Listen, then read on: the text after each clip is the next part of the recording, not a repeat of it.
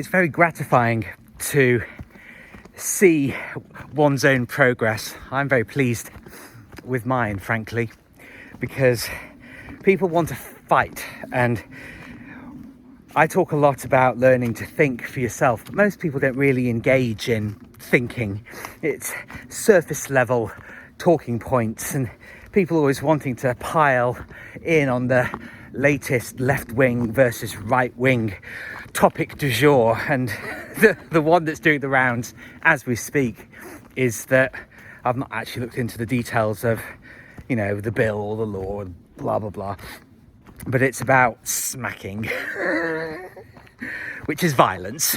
You know, it's hitting children, and there's a difference between a little wallop from a teacher in a classroom that you're terrified of, that you never want to see, so you're never ever going to learn anything, and people now on the sort of seemingly freedom-loving right-wing side are saying, oh well, you know, I got a slap in the face and it never did me, or a slap on the arse, it never did me any harm.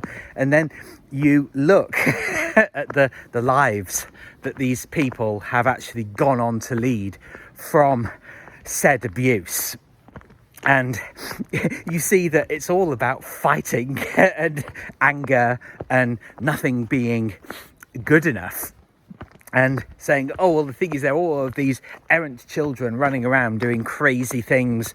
There was a video, wasn't there, doing the rounds of a young black guy throwing a gigantic chair off a high ledge in a shopping centre and nearly injuring people down below. And so, well, the thing is, maybe he actually needs a slap. And the likelihood is that he did get one, and he's full of rage and testosterone, and he's acting out. So people don't actually ever dive into the subjects. They just want to jump on the bandwagon as an opportunity to show, you know, just how nuanced they are. If you can be nuanced, you know, when you're talking about, smacking children and spanking, and, you know, it's hitting somebody. It's hitting somebody in a position of total dependency, who is trapped in a tyrannical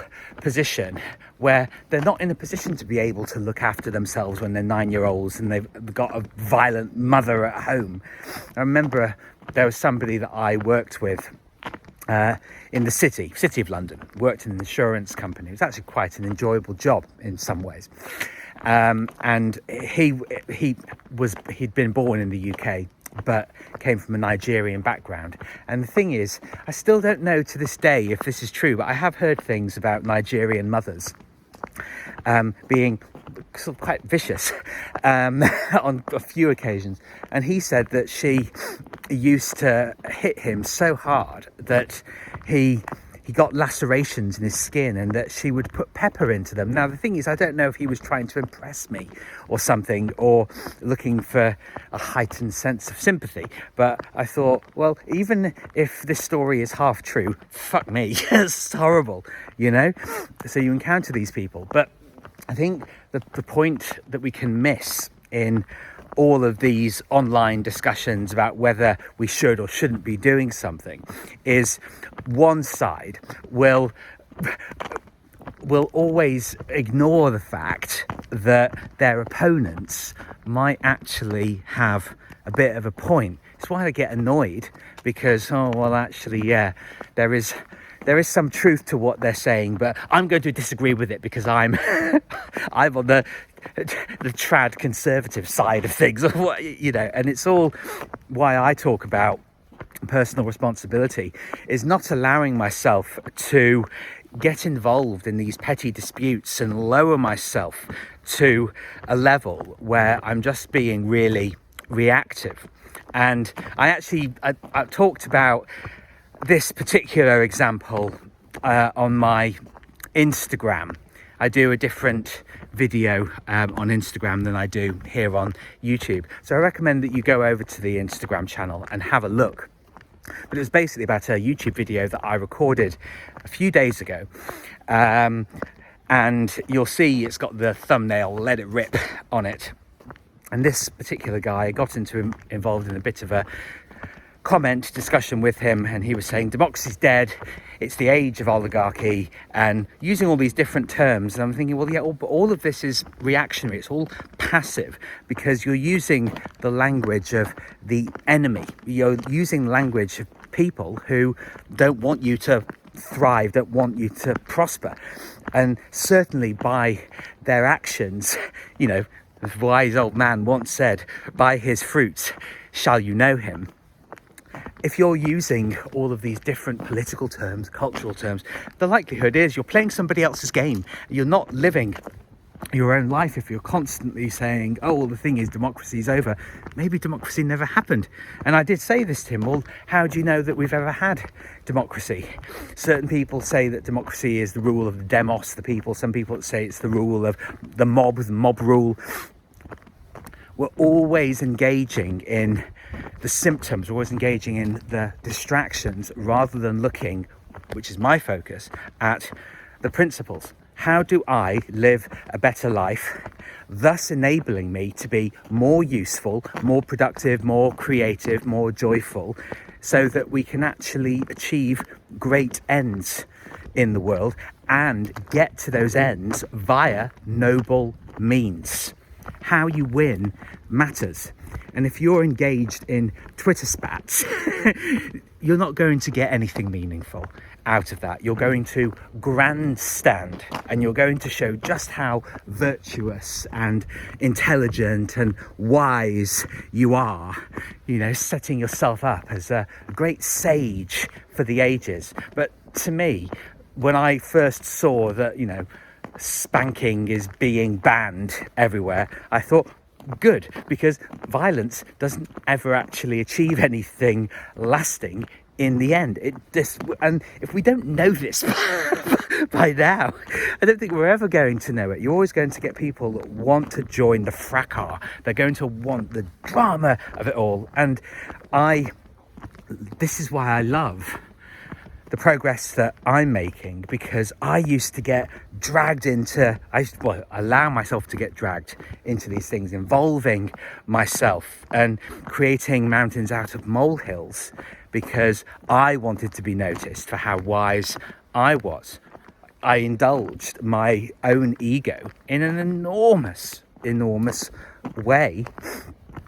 But the thing that I do now, and this is a little bit of a life hack for you, what I actually do now is that whenever I'm feeling something, if I'm getting myself into a depressive or a, you know, antagonistic psychological state, well, I just observe it now and say, okay, I'm experiencing this, it's going on, I'm just going to accept that this is happening, and I'm just going to watch.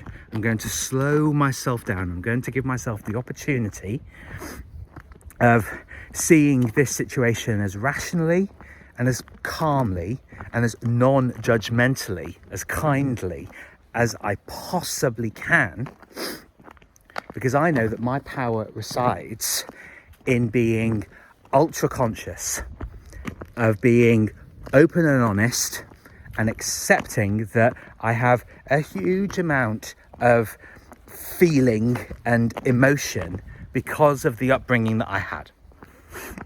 I'm not going to deny any of it. I'm going to embrace it, and I'm going to let go of judging myself. I'm not going to give in to whatever the person says, because it can be very easy. I don't know if it's not unique to me, but I know that often when I've heard somebody say something, that I've accepted that as gospel truth rather than seeing it as their perspective. I've taken it all on, and I've gotten to a point where I'm stripping away the layers, but I'm realizing there are an awful lot of layers. A lot of them have been contradictory, but out of wanting to please people, I've adopted their positions as best as I can understand them, and I've not been me. I've not been living my life as I would want to live it. I'm constantly trying to please a million people at once. Can't do it. And so it's why people jump on, it's the same thing, it's why people jump onto bandwagons of all these different social and political issues, It's because they want to be seen. They want people to agree with them so they feel better about themselves. But we know here that that is a huge trap, because we assume that the person that we're attempting to copy to be liked, we assume that people have thought themselves into the positions that they're in, and they haven't. No, because it's all this cycle. So the path of violence and the path of peace, they start with you renouncing the need to be right, and they start with observing yourself as you are without judgment and deciding from there. And this is why I'm in therapy, because it's a lot to work out, and it helps to have somebody who listens and gives, pointers. It starts with you to establish how you want to live your life, and don't allow anything else to distract you.